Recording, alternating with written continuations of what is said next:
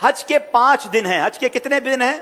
8, 9, 10, 11, 12 जुल्हिज्जा। 8 जुल्हिज्जा को हाजी ने जाना होता है मिना, और वहां हमने 5 नमाजें पढ़नी है। 5 नमाजें पढ़ना वहां सुन्नत है, जोहर, असर, मगरिब, इशा और 9 की फजर। ठीक है, this is the most crucial and most important day of हज। हज का सबसे अहम दिन जो है वो 9 जुल्हिज्जा है। यानी अगर कोई आपसे सवाल करे हज किस दिन होता है, तो हज 9 जुल्हिज्जा को होता है, क्योंकि उस दिन यौमे अरफा है। ये हज का रुकने आजम है, सबसे मेन दिन है जो हज का, वो 9 जुल्हिज्जा है। यानी कोई अरफात नहीं गया तो उसका हज ही नहीं होगा ना। तो हज का जो मेन दिन है वो अरफात का दिन है। पूरा दिन अरफात में गुजारना है। जब गुरूब आफ्ताब का यकीन हो जाए कि जनाब मगरिब का वक्त हो गया, गुरूब आफ्ताब हो गया, अब सारे हाजी आएंगे मुजदलिफा। ठीक है, अब जब आप मुजदलिफा पहुंचेंगे तो मुजदलिफा में मगरिब और इशा मिलाकर पढ़नी है। अरफात में मगरिब नहीं पढ़ेंगे। यह भी अल्लाह की शान है कि मगरिब का वक्त भी हो जाए मगर मगरिब नहीं पढ़नी है।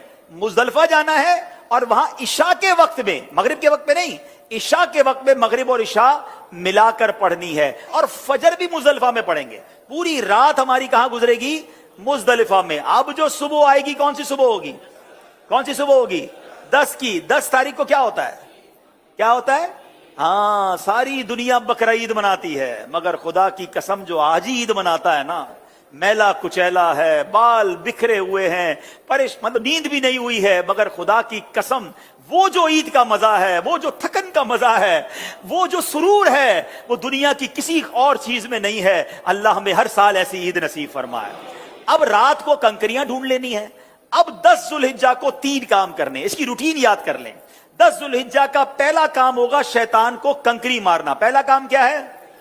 शैतान को, एक ही शैतान को मारना है, बड़े शैतान को। ठीक है, बड़े शैतान को 7 कंकरियां मारनी है। दूसरा काम, जैसे ही कंकरी मार लेंगे उसके बाद कुर्बानी करनी है। ठीक है, कंकरी मारकर आपने अपने मौल्लिम को, अपने ग्रुप वालों को, या जो भी लोग आपकी कुर्बानी का इंतजाम कर रहे हैं उनको बताना है कि मेरी कुर्बानी कर दें।